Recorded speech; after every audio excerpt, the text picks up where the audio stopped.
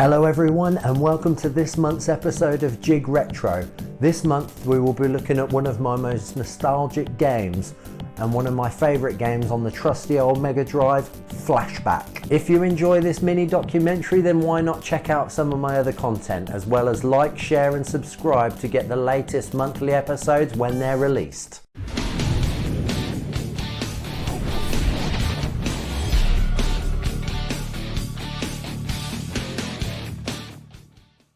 Flashback is a cinematic platform game by French game designer and programmer Paul Cuisset, and this really is his greatest work, entering the Guinness World Records for the best-selling French developed game of all time, bringing all of the best elements and taking influences of games that came before it, such as Another World and Prince of Persia. It was originally developed for the Mega Drive, but was first released in 1992 on the Amiga.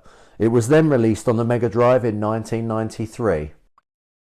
The game features amazing hand-drawn backgrounds and the main sprite is animated using rotoscoping techniques. Rotoscoping is an animation technique where artists trace over motion picture footage, creating natural and realistic body movements. My personal history with this game is absolutely huge. When I was 7 years old, me and my brother got a Sega Mega Drive from our parents for Christmas. With me being younger, I always gravitated towards more kiddie-friendly titles such as Sonic, Disney's Aladdin, Micro Machines and Quackshot and the such like. That's not to say that these aren't absolute classics in their own right, but my brother was into the more gritty side of the Mega Drive catalogue, including Mortal Kombat, Road Rash, sports titles. Flashback definitely fell into this category, but when I first saw that opening cinematic, as well as the way the main character Conrad B. Hart ran, jumped and shot his weapon, I was absolutely mesmerised. It wasn't like any game I'd seen before, and I was stunned that the Mega Drive could handle such amazing cinematics at the time.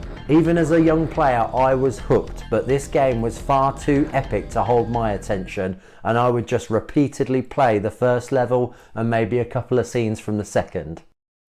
In later years, Flashback received an iOS release, and now older and wiser, I just had to download it and give it a really good go at completing. This was a time way before I began collecting, and apart from the latest console, any other gaming was done on my iPhone. Anyway, needless to say, I ended up completing the game and absolutely loved every bit of it. This is a game that easily sits in my top 10 video games of all time. The story is set in a futuristic sci-fi type universe and has major nods to movies such as Total Recall, Blade Runner, Running Man, Alien, They Live, among many others.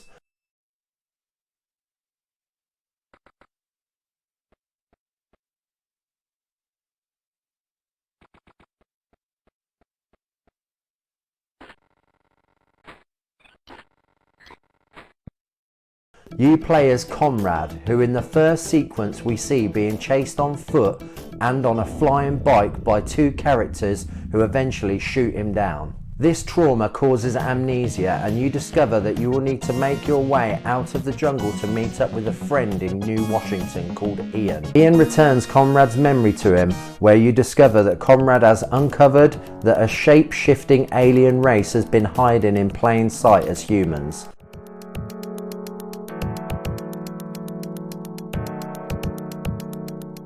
Conrad then spends time participating in some small mission-based jobs in order to pay for forged papers. Conrad uses these papers to enter a violent game show called Death Tower in order to win tickets back to Earth.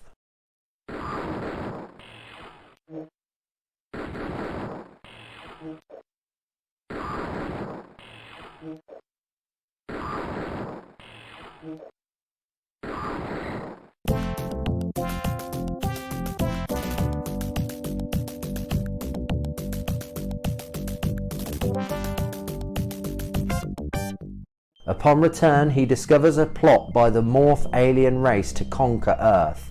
After escaping their brief capture, he then teleports to the alien planet for a final confrontation. The control of the main character can take some time to get used to, but the first level provides a good training session to learn all of the skills required. Platforming is strong and has obviously influenced such games as Tomb Raider, with some great running, jumping and ledge grabbing. Another positive relating to this is that Conrad acts like a realistic human, and you won't find him doing anything superhuman in his platforming. Big fools will kill you. The combat is excellent and changes with the different bad guys you find along the way, all requiring a different technique to dispatch of them with minimal damage. The puzzle aspect on the whole is brilliant, but on occasion can affect pacing, having a couple of long-winded and dull moments. Looking at you, Job Centre, in the New Washington level. There are 7 levels, all with a password return. These levels can take some time to complete. Completing the game for the first time will take around the 6 to 8 hour mark, and it is a real worthwhile investment of your time. As far as other games and ports in the series, I can honestly say they're not really worth your while. The Mega CD release featured some CD quality audio, which is really nice, and also some improved FMV sequences instead of the cinematics found in the original game, utilising the large amount of data in the CD format. But in my personal opinion, A, the original cinematics suit the gameplay graphics better, and B, the loading times on even the shortest FMV sequences take a little while and gets frustrating quickly. Besides all that, it's also a pretty rare and expensive version to find.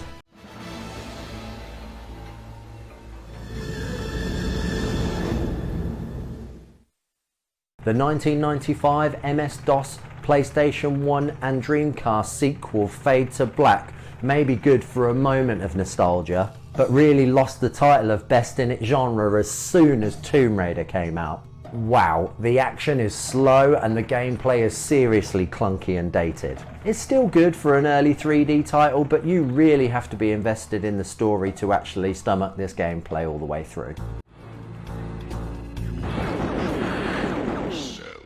With that said, it is still much better than the pretty much broken 2013 remake of Flashback. My nostalgia for the original got the better of me on this one, but I quickly gave up on this. Forget it, just pick up the original.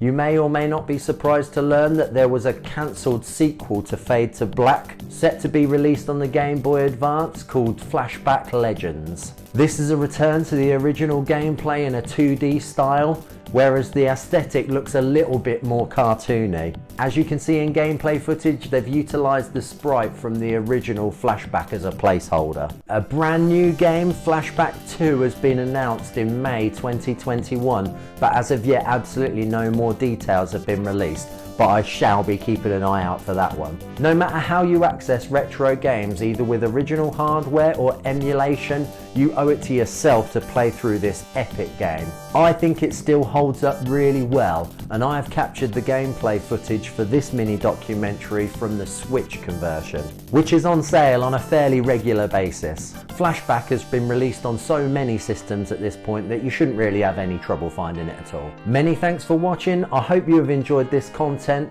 Much love. Please look after yourselves and each other and get your geek on with Jig Retro.